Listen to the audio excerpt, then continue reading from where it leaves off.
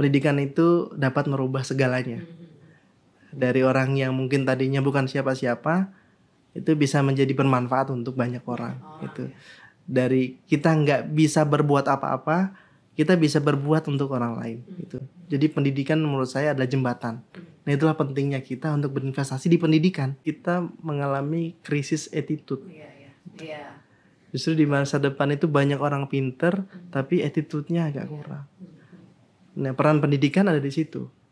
Membentuk karakter mahasiswa, attitude mahasiswa, betul. Supaya ya mereka lulus dengan kemampuan yang bagus, dengan kualitas yang bagus, tapi attitude-nya juga.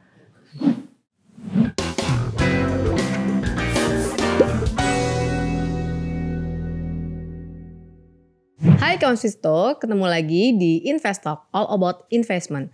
Kali ini kita akan berbicara tentang investasi yang sangat relate dengan milenial, terutama Gen Z gitu. Di investasi ini bukan investasi yang seperti biasa kita bahas saham, reksadana dan lain-lain. Investasi ini lebih ke investasi ilmu ya, investasi leher ke atas. Nah, kali ini saya sudah kedatangan tamu. Beliau merupakan dosen wakil ketua 1 bidang akademik dan kemahasiswaan dari Sekolah Tinggi Ilmu Ekonomi Kasih Bangsa, dan yang kemarin baru saja mendapatkan gelar Doktor Ilmu Ekonomi Konsentrasi Akuntansi dari Universitas Trisakti. Oke, mari kita sambut aja Bapak Dr. Eri Kusnanto SE MAK. Halo, selamat pagi Pak. Pagi. Iya, baik Pak kabarnya? Alhamdulillah baik. Mungkin di sini teman-teman belum tahu nih siapa sih Pak Eri, karena kan biasanya kita selalu datengin tuh yang praktisi pasar modal gitu Pak ya. Kalau ini langsung yang profesional di bidang ekonomi kayak gitu Pak ya. Ya mungkin boleh perkenalan diri dulu Pak. Terima kasih Bu Sandra. Selamat pagi semuanya. Saya Eri Kusnanto. Saya dari Sekolah Tinggi Ilmu Ekonomi Kasih Bangsa sebagai dosen dan juga wakil ketua 1 bidang akademik dan kemahasiswaan. Nah, tadi kalau Bu Sandra sampaikan biasanya kedatangan tamu dari praktisi. Nah, saya di sini tamunya adalah sebagai seorang akademisi. Ya. Iya, betul. Jadi memang akademisi. profesinya sebagai pendidik di Sekolah Tinggi Ilmu Ekonomi Kasih Bangsa. Begitu Bu Sandra. Sudah berapa lama Pak jadi dosen? Kurang lebih di 10 tahun lah. Wow. Sebagai pendidik atau sebagai dosen. Iya, Ya meskipun di sela-sela mengajar juga sempat juga berprofesi di dunia korporasi ya. Juga sempat malang pelintang di bisnis retail, banking dan lain sebagainya. Gitu. Jadi memang selain mengajar juga sebelumnya punya pengalaman juga di dunia korporat. Oh, dunia korporat. Oke, di dunia korporat berapa lama Pak? Kurang lebih ya hampir sama dengan mengajar 10 tahun juga. Jadi kurang lebih mungkin lebih malahan gitu. Jadi beberapa tahun kerja di korporasi, kemudian mengambil S2.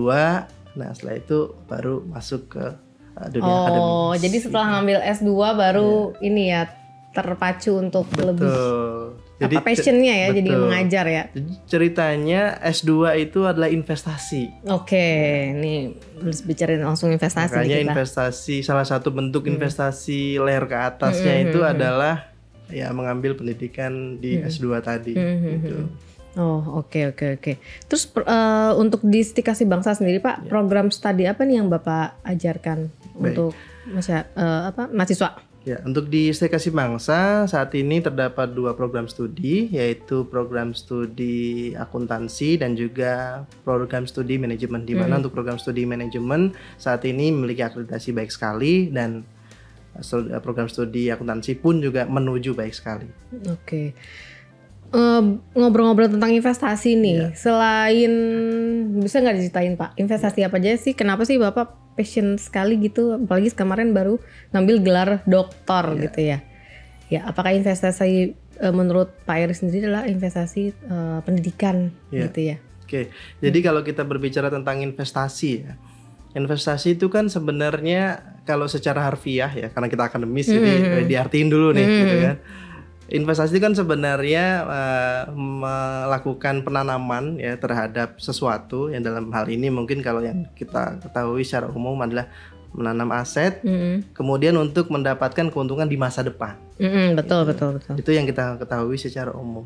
Tapi kalau secara pribadi mungkin ya, kita mengenal investasi itu 3M. Apa tuh? Yang pertama adalah menanam, kemudian menahan, dan juga mengalokasikan. Oke. Jadi investasi itu sendiri ada 3 komponen, ya, 3M tadi. Kenapa sih saya sebut menanam gitu kan? Karena dalam investasi itu ada sesuatu yang dikorbankan. Betul. Ada sesuatu yang ya harus ini dikeluarkan, kemudian tidak boleh diapa-apain. Nah, itulah menanam. Kemudian kita harus tahan, gitu kan? Ditahan itu artinya ya nggak boleh ya diapa-apain gitu sampai jangka waktu tertentu. Nah, kemudian yang tidak kalah penting adalah mengalokasikan. Nah, bicara mengalokasikan ini adalah bicara tentang strategi. Jadi kalau bicara tentang investasi, kalau tidak ada strategi, artinya bukan investasi. Oke. Asal beli saja, Betul, asal dialokasikan aja, tidak ada planning. Itu bukan investasi, tapi itu konsumsi. Iya, Ya. betul. Kita punya uang beli sepatu, ya pokoknya asal beli aja, berarti itu konsumsi. Tapi kalau kita misalnya beli sepatu, tapi kita tahu bahwa sepatu ini next akan berharga mahal di beberapa tahun ke depan, berarti itu investasi. Jadi 3M tadi 3M. harus terpenuhi nih dalam unsur investasi. Begitu juga dengan diri kita. Oke. Investasi nggak selamanya real tentang keuangan. Uang ya. Tidak selamanya menabung. Tidak selamanya beli saham. Gitu. Ya itu bagian dari investasi. Tapi pada prinsipnya investasi itu sendiri adalah bagaimana kita merencanakan sesuatu, apa yang kita miliki sekarang, kemudian kita menyusun strategi, mengalokasikan di masa mendatang supaya jauh lebih baik. Iya, betul. Apalagi kalau kita bicara tentang investasi leher ke atas. Iya.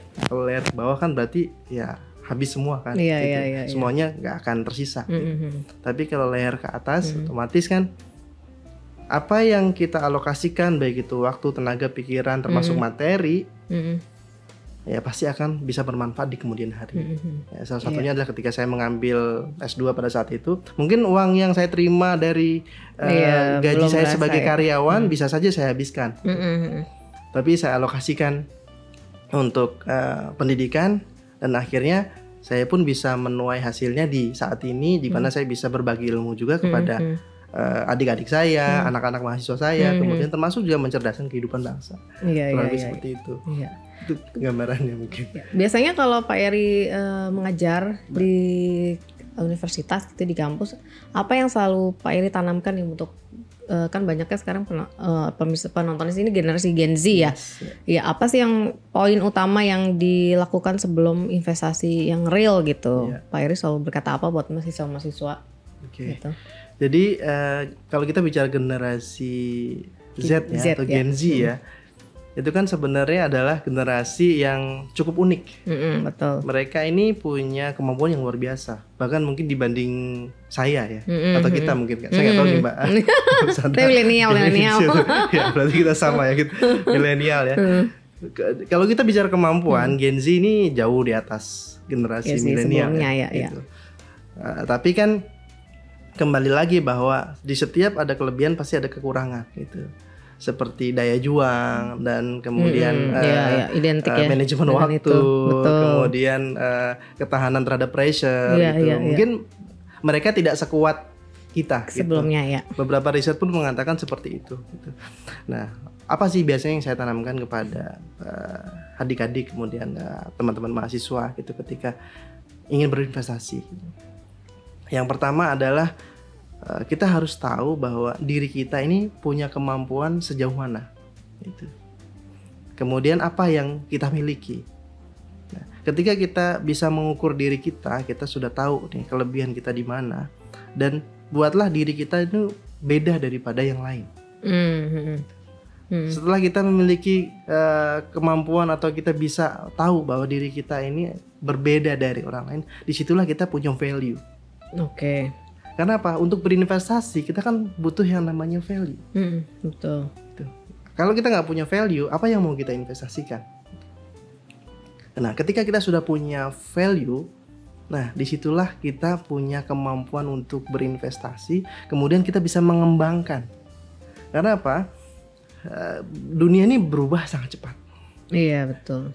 Apalagi di era artificial intelligence ya. Kita tahu beberapa tahun ke depan beberapa pekerjaan akan hilang. Gantikan AI ya. Digantikan dengan AI. Lalu kalau kita nggak punya diferensiasi, nggak punya nilai lebih, kemudian tidak bisa memprediksi ke depan akan seperti apa, nggak kebayang kita akan menjadi orang yang seperti apa. Maka dari itu, setelah kita punya value, kita harus tahu dan kita harus memforecast diri kita akan menjadi seperti apa.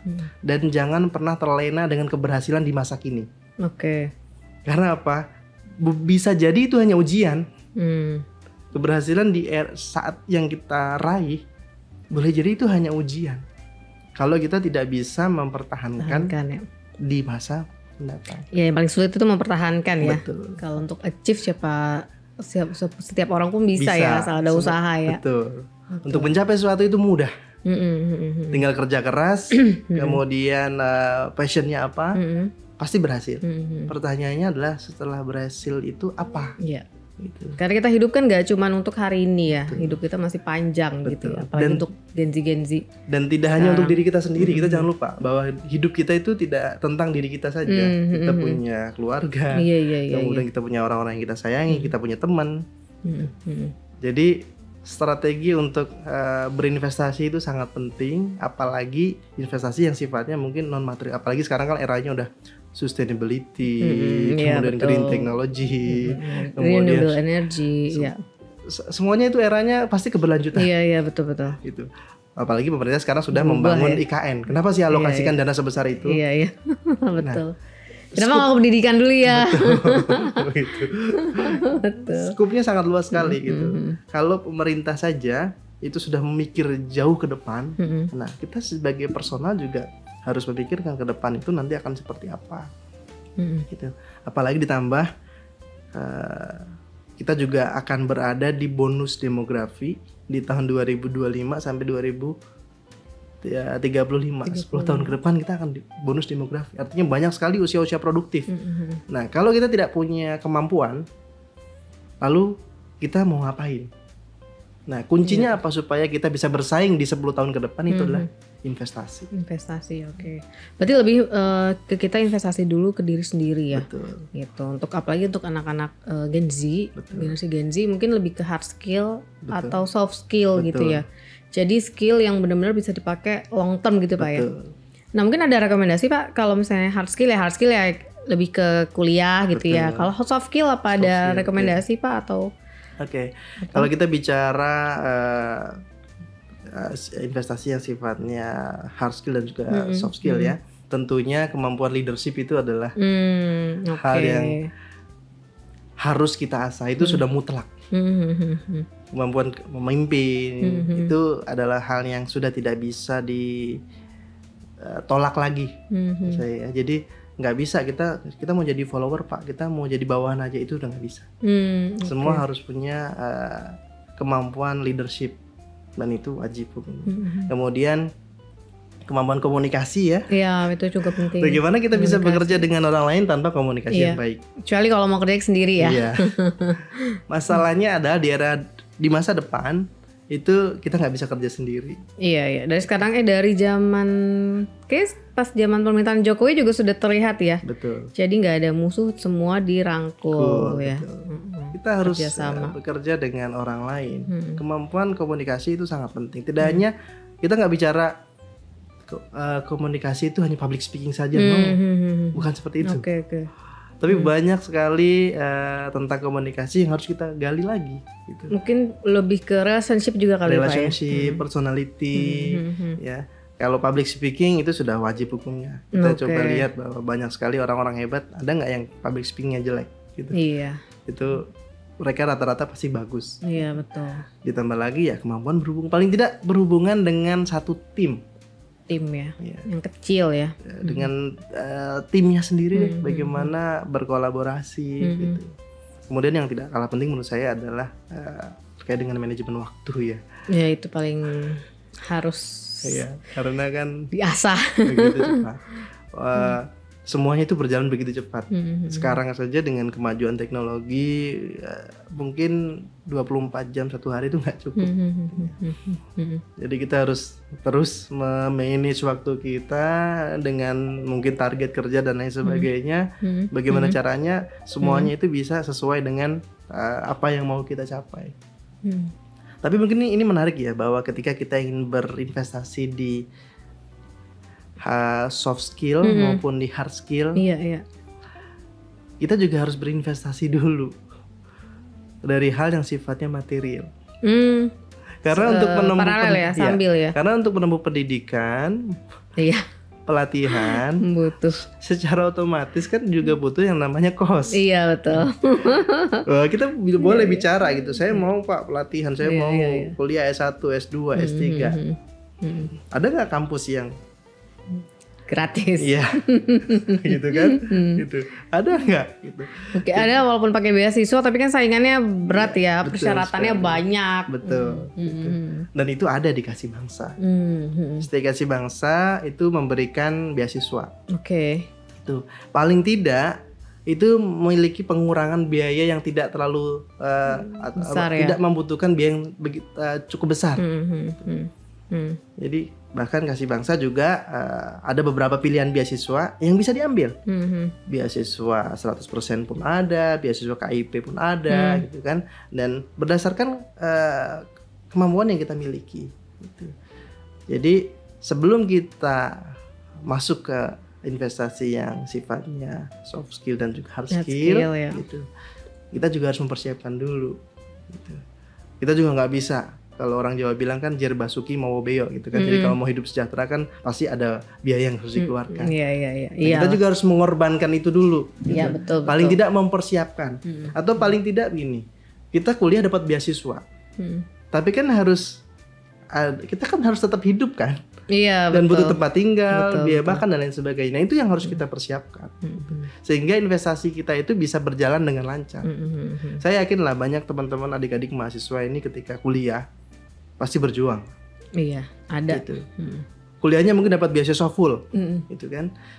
Tapi untuk yang sehari-hari, tugas kuliah, kan buku, kampus, kemudian juga mungkin beli peralatan kuliah. Nah itu juga harus dipersiapkan. Iya. Jadi financial plan-nya juga harus jalan untuk investasi leher ke atas tadi. Gitu. Jadi kita nggak boleh naif juga, gitu kan. Saya mau kuliah, gitu kan. Saya mau dapat beasiswa, gitu. Oke, bisa. Gitu. Di Stay Kasih Bangsa pun bisa memberikan, gitu. Tapi kita juga harus mempersiapkan diri kita juga. Gitu. Secara finansial kita juga harus siap untuk ketika kita sudah menjalani itu supaya tidak putus. Gitu. Supaya goals kita tercapai ya. Betul.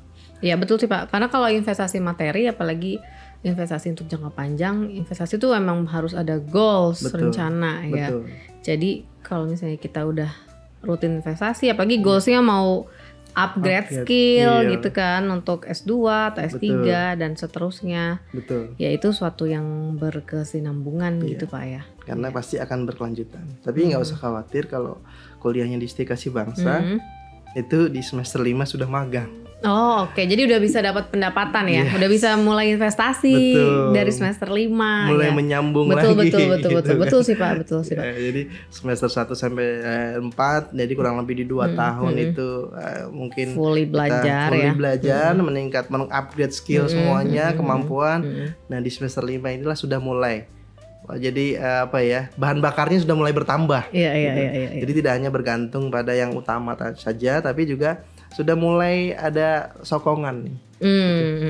Dan itu pun juga salah satu bentuk upgrade diri juga. Karena kalau kita menempuh pendidikan itu kan gak hanya belajar di kelas saja. Iya. Gitu. Tapi kita juga harus tahu real bisnisnya itu seperti apa. Gitu. Iya betul. Jadi kelebihannya kalau sudah semester 5 sudah magang, mungkin pendapatannya sudah ada masuk lagi. Nah kemudian jadi skillnya juga sudah mulai bertambah. Ya. Jadi kalau di Stay Kasih Bangsa itu biasanya kalau sudah lulus tuh nggak usah repot nenteng CV lagi. Jadi kalau ketika sudah lulus itu ya sudah berjuang untuk menjadi supervisor atau mungkin sudah jadi manajer gitu. Karena dia sudah matang di magang di semester 5 dan 6, 7 pun sudah skripsi. Iya. Nah, ketika skripsi pun tuh beberapa memang sudah di-hire secara profesional gitu. Sudah tidak ada ikatan magang lagi. Gitu. Tapi memang usernya sudah langsung mengangkatnya menjadi karyawan. Gitu. Nah, itulah investasi leher ke atas yang sesungguhnya. Jadi benar-benar dari zero to hero. Iya. Asal kita terus on the track ya. Betul. Gitu. Karena kan ada hal-hal lain yang bisa bikin menyimpang gitu loh, Pak. Betul. Karena kalau kita mau investasi leher ke atas itu juga butuh 3C. Komitmen, konsisten, dan juga konsekuen. Iya, betul sih. Konsekuen itu yang. Saya mau kuliah. Oke, komitmennya. Oke, siap kuliah. Bisa konsisten nggak? Ya kita hidup pastilah ada yang namanya rasa malas. Kemudian godaan ini itu termasuk mungkin godaan percintaan dengan itu kan banyak galau-galauan sekali kan. gitu ya. Itu kan, apalagi anak muda kan pasti ada saja lah sama gitu teman-teman, kan. ajakan kesini kesana, ajakan gitu ya. Main dan lain sebagainya, apalagi kehidupan di Jakarta yang seperti ini gitu kan. Bisa nggak konsisten belajar? Karena apa? Di saat kita memutuskan untuk menjadi sesuatu, disitulah godaannya akan datang. Iya. Nah, apalagi kita mau investasi leher ke atas, kita mau upgrade diri. Ya, pasti ketika kita mau maju ada aja. Nah, bisa nggak kita konsisten? Nah, kemudian konsekuen ya. Bisa nggak sih ketika kita nilai kita turun, kita siap untuk memperbaikinya, gagal ujian, kemudian juga mungkin ada permasalahan pribadi gitu, keluarga, dan itu pasti semua orang hidup pasti mengalami ya, betul. Apakah kita siap nggak? Sampai itu benar-benar selesai, sampai benar wisuda, kita benar-benar sampai di titik berhasil. Nah, itu pentingnya kita menjaga 3C tadi. Jadi investasi leher ke atas tidak hanya sekedar oke, saya berniat untuk mengupgrade diri, tapi bagaimana kita bisa komitmen, kemudian konsisten, dan juga konsekuen gitu ya. Dan yang ketiga konsekuen ini yang paling berat memang. Berat betul gitu. Benar Mungkin banget. Kalau konsisten oke lah godaan ini. Tapi kalau konsekuen itu benar-benar godaannya yang paling besar dan paling berat. Dan hanya orang-orang tertentu yang memang bisa menuju ke titik berhasil, yang bisa melalui semua itu. Itu kalau kita bicara investasi leher ke atas. Iya. Ternyata investasi leher ke atas lebih menantang ya, lebih banyak godaannya selain investasi yang pakai uang gitu ya. Kita beli saham itu udahlah paling naik turun selesai. Ya paling deg-degan dikit kan itu.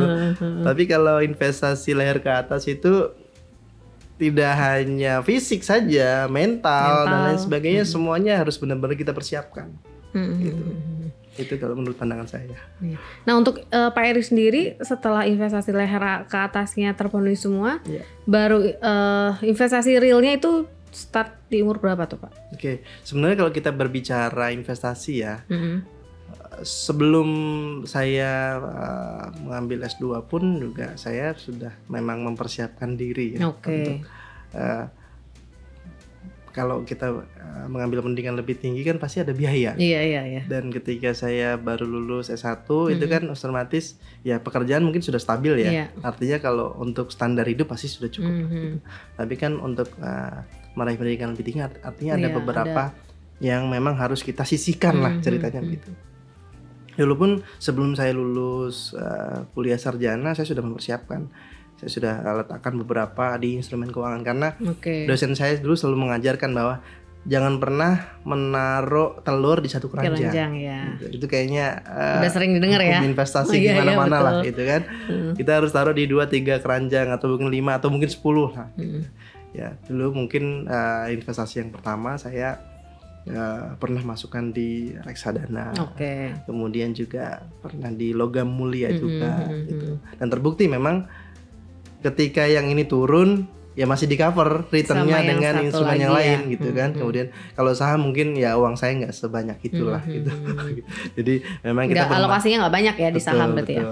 Jadi kita bermain di beberapa instrumen yang mungkin returnnya tidak begitu besar, tapi risikonya juga Kecil. kalaupun kita berani di risiko yang tinggi, ya kita sudah tahu Dananya lah nggak terlalu bahwa besar. dananya tidak, dan kita sudah siap untuk kehilangan itu gitu. Oh iya, uang Ya, lupa ya. Ya, karena kan investasi itu kan high risk high return, return, ya, kan, ada low risk resiko. low return, ya kan. Berarti kita juga harus memikirkan gitu. Jadi jangan sampai kita berinvestasi itu kita nggak tahu resikonya. Itu namanya gambling. Iya betul. Gitu. Ya. Jadi kalau kita mau berinvestasi kita harus benar-benar paham. Nah itu bedanya Betul, benar. investasi dengan judi kan. Iya. Kalau judi kan ya udahlah, asal tebak. mau A atau B bodo amat, yang penting saya yakinnya Iya, A udah gitu kan. Nggak ada dasarnya ya. Betul. Nah itulah pentingnya sebuah literasi ya, literasi keuangan, dan di akademisi pasti diajarkan gitu. Apalagi saya kuliah di bidang akuntansi. Akuntansi gitu. ya. Yang sudah pasti tidak mungkin ilmu tersebut tidak ada dalam diri saya gitu. Suka atau tidak suka, mau tidak mau pasti diterapkan. ada gitu di dunia ekonomi dan bisnis gitu. Jadi ya kita tahu ilmunya, ya itu yang kita lakukan gitu. Terlepas hasilnya seperti apa, yang jelas pasti tidak jauh meleset lah dari apa yang kita perkirakan gitu. Dan di saat mungkin kurun waktu 1 tahun saya butuh uang sekian, dan situlah saya memulai. Oke. Jadi ada targetnya dulu ya. Betul. Nah itulah pentingnya investasi lahir ke atas tuh, jangan ya pokoknya saya hanya ingin saja gitu. Kita harus pikirkan dulu investasi real materialnya tuh Gimana? berapa, dan nanti butuhnya berapa, dan itulah kita rencanakan. Iya, ada gitu. strategi dalamnya. Jadi harus sisihin berapa betul. gitu ya. Jadi hidup tuh nggak boleh ngalir gitu aja gitu. Iya. Karena kalau ngalir kita nggak tahu nanti alirannya akan kemana. Iya sih. Betul Pak. Hidup itu harus kita arahkan alirannya kemana. Iya. Kalau misalkan kita ya udah hidup gue mah pokoknya yang penting ngalir aja. Dan ini saya pesan kepada generasi Gen Z Z ya. ya. Hidup jangan ngalir aja gitu. Nanti kamu ngalir ke laut dan tenggelam gitu. Jadi hidup itu kita harus arahkan seperti apa. Nah, pendidikan itu mengarahkan saya. Jujur saya orang yang sangat berterima kasih terhadap dunia pendidikan, dan itulah yang menjadi panggilan hati saya untuk kembali mengabdi di dunia pendidikan. Oke. Jadi artinya pendidikan itu dapat merubah segalanya. Dari orang yang mungkin tadinya bukan siapa-siapa, itu bisa menjadi bermanfaat untuk banyak orang. Gitu. Ya. Dari kita nggak bisa berbuat apa-apa, kita bisa berbuat untuk orang lain gitu. Jadi pendidikan menurut saya adalah jembatan. Nah itulah pentingnya kita untuk berinvestasi di pendidikan. Iya. Nah, setuju sih. Ya, untuk menuju ke pendidikan itu kan butuh dasarnya tadi kan. Betul. Nggak bisa kita mau kuliah terus mau belajar tapi nggak mau modal sama sekali itu kecuali nonsense. privilege ya. Iya. Kalau modal sendiri ya harus kita putar otak lagi ya Betul. Pak. Ada pengalaman menarik nih Pak selama mengajar menghadapi kan banyak kayak Gen Z pasti kan. Betul. Gitu. Oh Terus sekarang apalagi, murid saya berarti mahasiswa saya berarti hampir semuanya Gen Z. Gen Z kan Gitu. ya. Dan belajarnya pasti mereka tentang ekonomi ya, Betul, akuntansi dan manajemen. Manajemen. Ada pengalaman menarik nggak Pak Iya. selama mengajarin mereka, mengajarkan? Jadi kalau kita berbicara mahasiswa di era sekarang ya gitu. Ya saya juga mungkin masih mahasiswa juga kemarin gitu. Maksudnya membandingkan kita dulu sebagai mahasiswa betul, gitu ya. Memang kalau ketika waktu kita kuliah pada saat dulu ya, mahasiswa itu aktif untuk mencari mungkin pengetahuan. Kemudian ketika diberikan proyek itu pasti dia akan mengorek bagaimana dapat literasinya, kemudian mengolahnya sampai itu benar-benar menjadi konsep yang bisa diterima. Nah kalau sekarang berbeda kondisinya. Dulu materi-materi kita harus cari buku, harus cari ke perpustakaan. Nah sekarang harus itu justru sumber daya informasi itu sangat melimpah. Iya betul. Gitu. Bahkan kalau boleh saya sebut istilahnya mungkin luber. Jadi begitu banyak informasi gitu. Yang ya kita nggak tahu nih bahwa informasi mana yang sesuai dengan yang dibutuhkan oleh mahasiswa. Gitu. Nah pengalaman menarik dari saya adalah bahwa mahasiswa itu nggak bisa kalau misalnya diajarin itu hanya menyampaikan materi saja. Jadi kalau mahasiswa sekarang itu maunya adalah diberikan study case. Oke. Jadi study case yang benar-benar real, yang kemudian memicu kreativitas mereka Iya. untuk berpikir lain daripada yang lain. Karena apa? Hampir semua teori yang Mereka dosen udah tahu. sampaikan itu mungkin Google udah bisa jawab. Iya. Mereka udah tahu, maka udah lebih tahu ya. ChatGPT lebih Iyalah. jago. Ilmu kita berapa tahun yang lalu Iya, gitu kan. betul. Nah, yang mereka butuhkan itu adalah bagaimana memicu kreativitas mereka supaya dia bisa menampilkan sesuatu yang berbeda. Iya. Itu. Jadi kalau tantangan mengajar di era sekarang itu bukan lagi untuk memasukkan data, gitu. Tapi menciptakan sesuatu memberikan solusi dari masalah-masalah yang mereka hadapi. Sehingga ketika dia bisa memecahkan satu masalah, maka masalah kedua, ketiga, dan selanjutnya itu akan menjadi jauh lebih mudah. Dan memang SDM seperti itu yang akan dibutuhkan di masa depan. Kerja ya. Gitu. Iya, betul. Di dunia kerja pasti. Saya rasa kalau kita sebagai atasan nih ya, mungkin kalau kita disodori bawahan itu hanya masalah saja, pasti kita akan, aduh, masa saya harus mikir lagi. Tapi ketika ada masalah, kemudian sudah diberikan opsi pilihan solusinya dari bawahan kita, secara otomatis kan ada penilaian lebih. Iya, gitu. betul.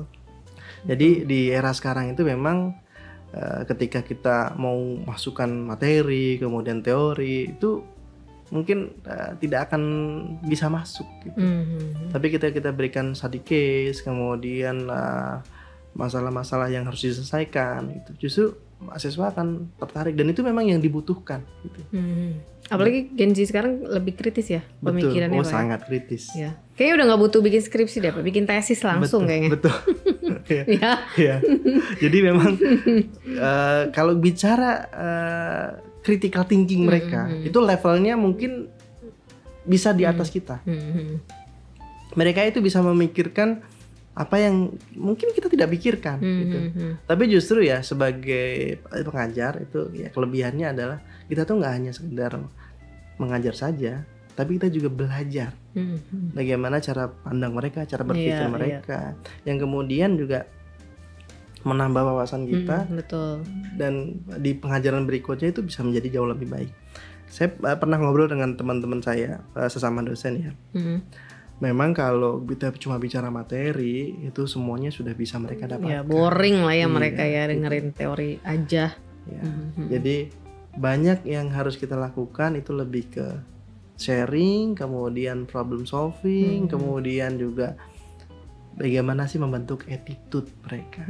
Ya itu paling penting sih Pak. Iya. Attitude ya.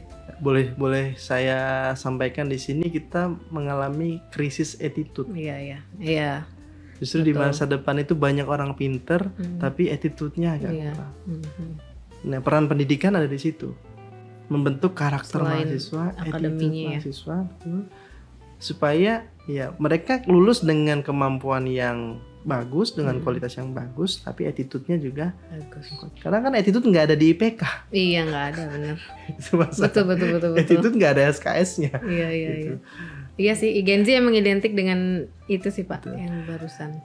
Kadang mereka melakukan itu mungkin hal yang dalam tanda kutip tidak beretitude, bukan karena dia sengaja, karena dia belum tahu dan tidak tahu. ChatGPT kan mungkin nggak mengajarkan itu, gitu. Terbentuk kali ya dengan lingkungan betul. Yang ada. Ya. Nah, environment ini yang perlu kita bentuk di lingkungan akademisi, di lingkungan pendidikan, gitu. Dan ya kalau boleh dibilang ya banyak sekali pengalaman ya terkait dengan karakter mahasiswa gitu. Nah itu kita bentuk di lingkungan pendidikan di kampus. Gitu. Serius mereka memang nggak tahu bahwa itu salah, itu mereka nggak tahu ya. Karena mungkin di pendidikan dasar, menengah dan atasnya kita nggak pernah tahu. Gitu. Nah tapi kita masih punya benteng terakhir yang namanya perguruan tinggi. Jadi kalau 3 ini nggak dapet, kita masih punya benteng terakhir untuk membentuk karakter, yaitu di dunia perguruan tinggi, sehingga mereka pun bisa menjadi manusia yang dewasa yang memiliki attitude yang baik. Itu sih pengalaman saya mengajar. Jadi memang banyak sekali sharing-sharing kepada mereka terkait dengan karakter dan juga perbaikan attitude juga. Iya. Emang Gen Z ini unik sih ya. Emang dia dari secara akademis, kalaupun bekerja di dunia corporate tuh mereka bisa. Betul. Gitu. Cuman sangat bisa. Iya, sangat ada lah solusi-solusi yang diberi Betul. ya. Dan mereka sangat kreatif sekali. Iya, sangat kreatif Pak, benar-benar sangat kreatif. Dan mungkin untuk kesini Gen Z itu sebenarnya nggak cocok di dunia korporat Pak. Iya. Dia harus ada industri kreatifnya sendiri, Betul. gitu ya. Karena pemikiran mereka tuh di luar nalar out of ya. the box lah Iya, out of the box gitu. Iya. Apa yang nggak kita pikirkan tuh ada di mereka gitu. Iya, setuju Pak. Iya. Ya makanya kan pemerintah mewadahi mereka kan di Kementerian Ekonomi Kreatif Iya, kan. betul. Itu mewadahi mereka sebenarnya. Gitu. Supaya mereka itu, karena orang-orang kreatif itu kan nggak bisa dikungkung gitu. Iya sih, jiwanya kan harus bebas ya. Jiwanya harus bebas, dan ya intinya kreativitas itu akan muncul ketika dia itu diberikan kebebasan. Kalau mereka dikungkung dengan aturan ini itu akan berat. Nggak berkembang jadinya. Betul. Ya. Itu justru kreativitas mereka akan tertutup gitu. Iya. Apalagi Gen Z. Iyalah, apalagi Bapak yang sering ngajar Gen Z udah tahu lah identik ya. Kalau di tempat kerja aja saya mengalami juga gitu, apalagi lagi mengajar gitu ya. Oke, mungkin ini terakhir nih Pak ya, sebelum kita akhirin podcast kita. Ada saat itu Pak apa program di Stikasi Bangsa yang untuk Gen Z ini yang pengen investasi lahar ke atas gitu, atau ke plus saran-saran untuk Gen Z harus gimana menghadapi next ke depan? Iya. Oke, jadi kalau untuk teman-teman generasi Z ya atau Gen Z, di Stikasi Bangsa itu memiliki beberapa program ya. Jadi program studinya sendiri adalah program studi akuntansi dan juga program studi manajemen.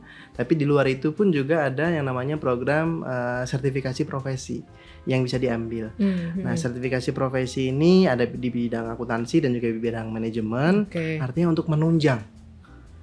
Untuk menunjang nanti ketika sudah masuk di dunia kerja, baik itu nanti ketika magang atau bahkan mungkin ketika sudah lulus kuliah, itu bisa digunakan untuk menunjang, ya, bahwa menunjang value-nya kita sebagai personal yang siap untuk masuk ke dunia kerja. Beda lulusan yang ketika lulus dengan mungkin sarjana akuntansi, dengan sarjana manajemen, ditambah dengan gelar profesi.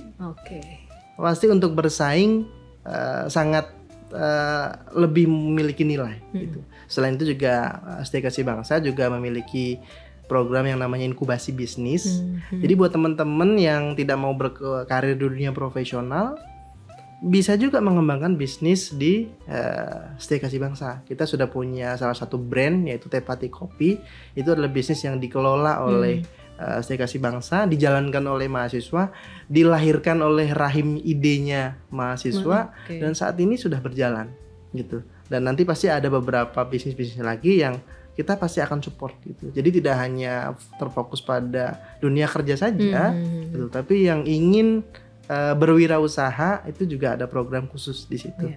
Nah, untuk mendapatkan atau mengumpulkan biaya sertifikasi dan lain sebagainya, mungkin dari sekarang sudah bisa ya untuk mengumpulkan.